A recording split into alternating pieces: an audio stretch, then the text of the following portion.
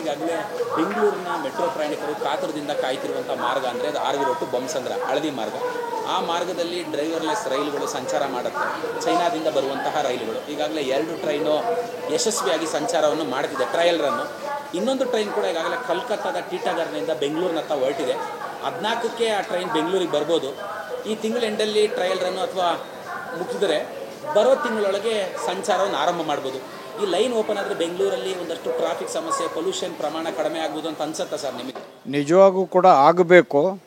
ಅದಾದ್ರೇ ಬೆಂಗಳೂರು ಜನ ನೆಮ್ಮದಿಯಿಂದ ಸಂಚರಿಸಲಿಕ್ಕೆ ಸಾಧ್ಯವಾದಂಥದ್ದು ಅತ್ಯಗತ್ಯವಾಗಿ ಆಗಬೇಕು. ಯಾಕೆಂದರೆ ಈಗಾಗಲೇ ಬೆಂಗಳೂರು ಅದು ಸಿಲಿಕಾನ್ ಸಿಟಿಯಾಗಿ ಉಳಿದಿಲ್ಲ, ಗಾರ್ಡನ್ ಸಿಟಿಯಾಗಿ ಉಳಿದಿಲ್ಲ, ಅದು ಪೊಲ್ಯೂಷನ್ ಸಿಟಿ ಆಗಿದೆ.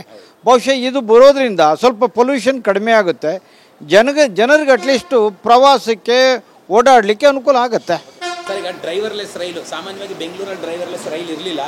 ಈಗ ಚೈನಾದ ಕಂಪನಿಯಿಂದ ಡ್ರೈವರ್ಲೆಸ್ ರೈಲು ಈಗಾಗಲೇ ಬರ್ತಾ ಇರುವಂಥದ್ದು. ಅದರಲ್ಲಿ ಓಡಾಡೋಕ್ಕೆ ನೀವೆಷ್ಟು ಕಾತರದಿಂದ ಇದ್ದೀರಾ ಅಂತ. ಈ ಸಂತೋಷ ಆಗುತ್ತೆ, ಡ್ರೈವರ್ ಇಲ್ಲದೆ ಟ್ರೈನ್ ಓಡಾಡುತ್ತೆ ಅನ್ನುವಂಥದ್ದು. ಅಲ್ಲ, ಅದು ಒಂದು ಕಲ್ಪನೆ. ಸರ್, ನನ್ನ ರೆಸಿಗ್ನೇಷನ್ ಯಾಕೆ ಸರ್? ನಾನೇ ಜಾಬ್ಸ್ ನ ಕ್ರಿಯೇಟ್ ಮಾಡಿ ಬಾಸ್ ಆಗ್ಬೇಕು ಅಂತಿದ್ದೀನಿ. ಹೇಗೆ? Boss Vala B the boss. ಚೆನ್ನಾಗಿರುತ್ತೆ. ಯಾಕೆಂದರೆ ವಿತೌಟ್ ಡ್ರೈವರ್ಡ್ ಟ್ರೈನ್ ಓಡುತ್ತೆ ಅಂತ ಅನ್ನೋದೊಂದು ಕಲ್ಪನೆ ಅಲ್ವಾ? ಆ ಕಲ್ಪನೆ ಬೆಂಗಳೂರಲ್ಲಿ ಇಂಪ್ಲಿಮೆಂಟ್ ಆಗ್ತಾ ಇದೆ ಅಂದರೆ ವಿ ಆರ್ ಮೋಸ್ಟ್ ಹ್ಯಾಪಿಯೆಸ್ಟ್.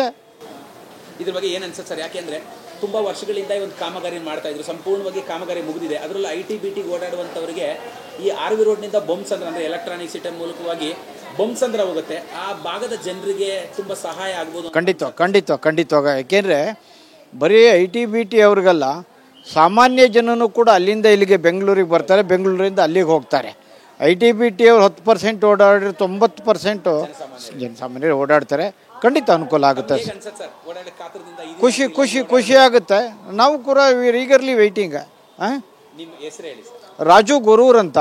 ನಾನು ರಾಜ್ಯ ಸಂವಿಧಾನ ಓದು ಆಯೋಜಕ. Thank you.